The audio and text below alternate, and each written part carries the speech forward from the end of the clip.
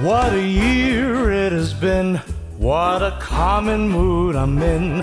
Why, it's almost like being depressed.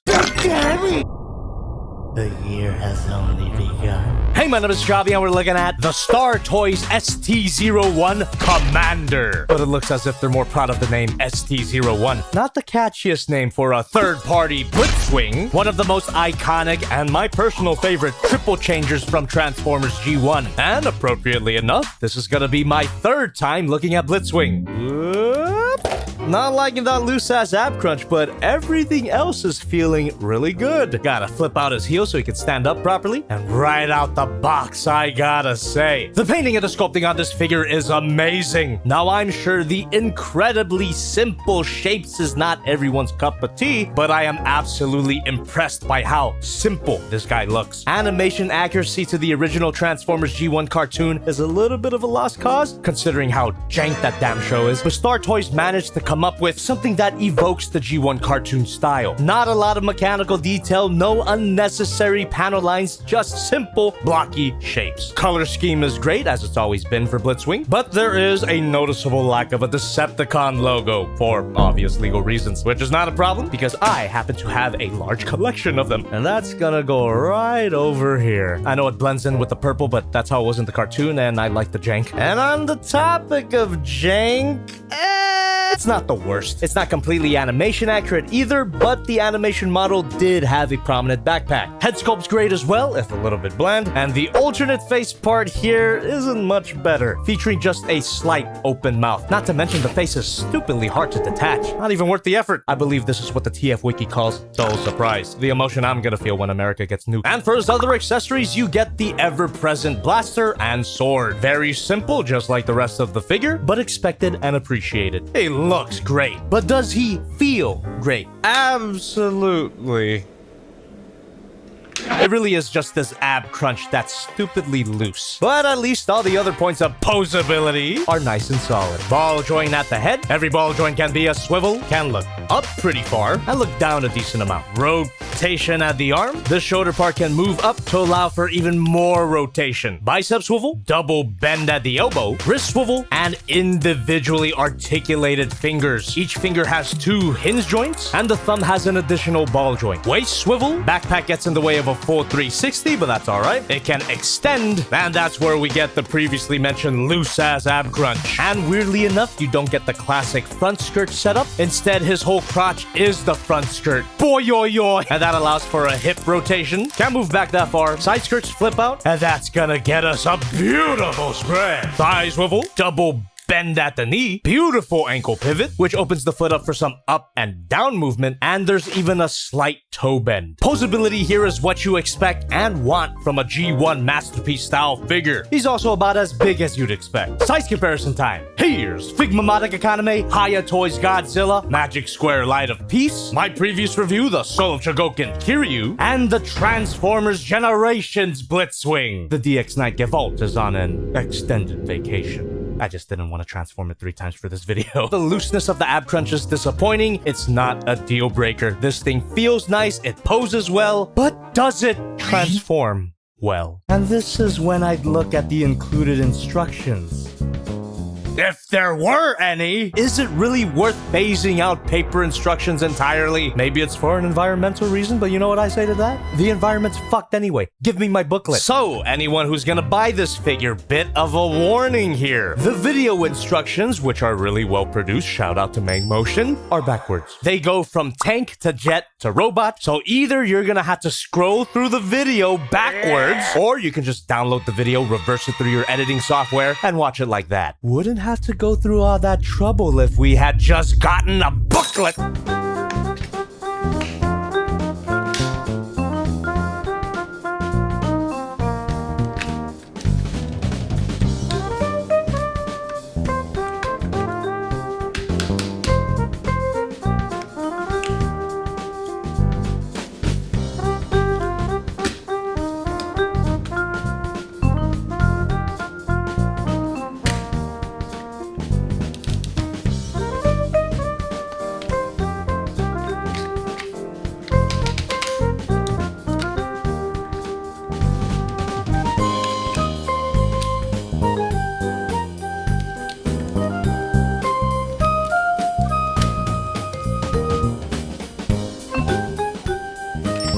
highly recommend a part separator, not included.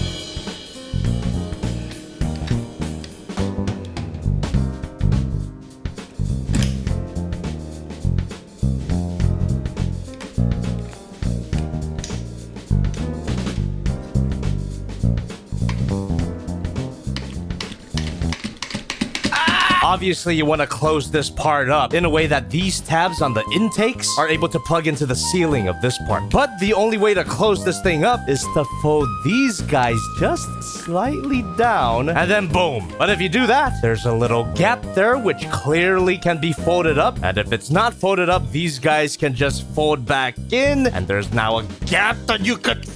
If anyone has a solution to this admittedly minor issue, leave a comment.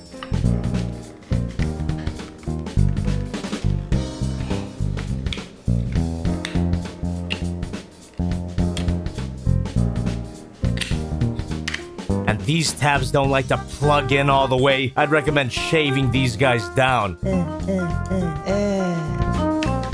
Boy, yoy, yoy.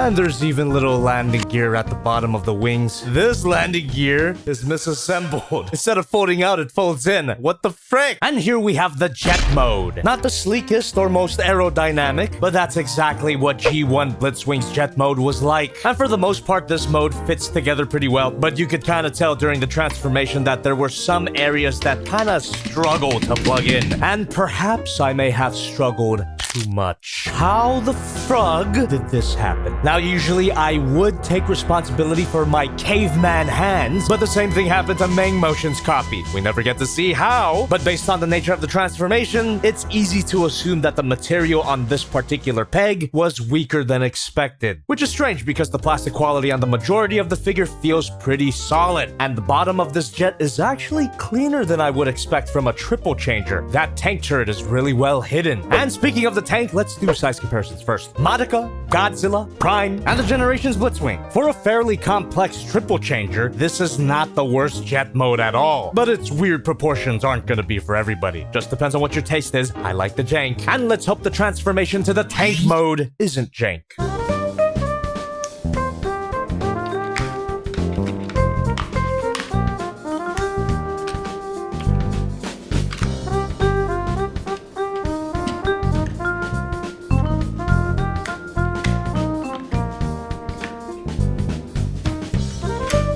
Boy, you're...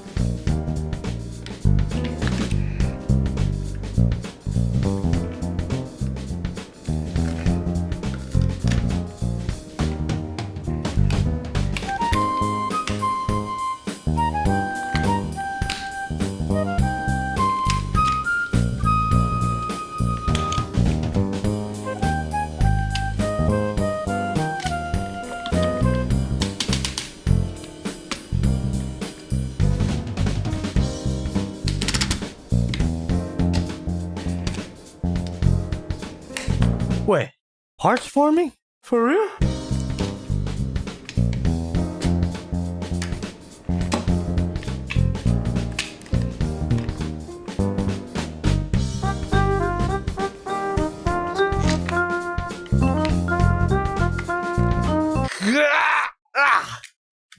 Why won't it plug in? Why won't it plug in? Fucking lovely! There's just the tiniest pin there that is poking out just the tiny bit too far, preventing this from sitting flush. Now, isn't that...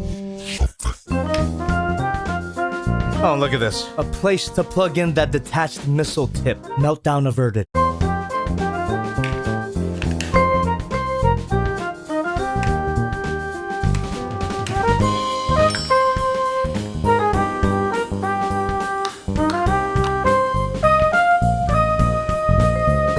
And here we have the tank mode, which looks fantastic. As with other Blitzwing figures, Star Toys did an excellent job at changing the color of the overall figure. Went from primarily purple to primarily tan. Huge swaths of unpainted plastic, which I don't really mind, except this whole tread area. I'm pretty sure all of this is painted, and the wheels could kind of spin.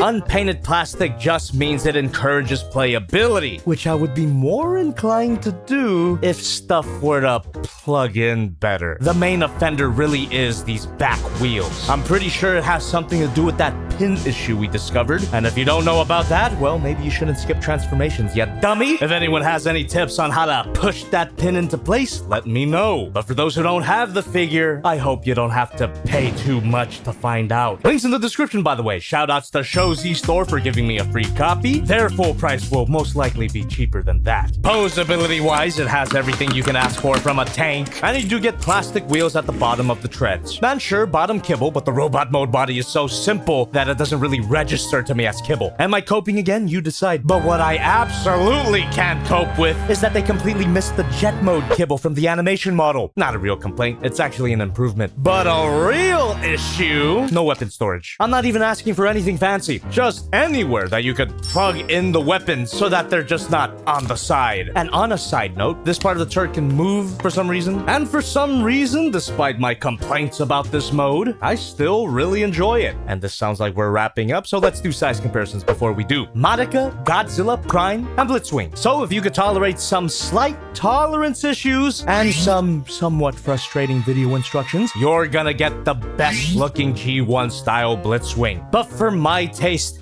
and my money, it's not quite the perfect Blitzwing figure. Now excuse me, I'm going to make a bridge and jump off it. I've got a frown on my face. Fuck the whole human race. Why, it's almost like being depressed. What better way to celebrate the month of love than with your woman exploding to give you a brief power-up?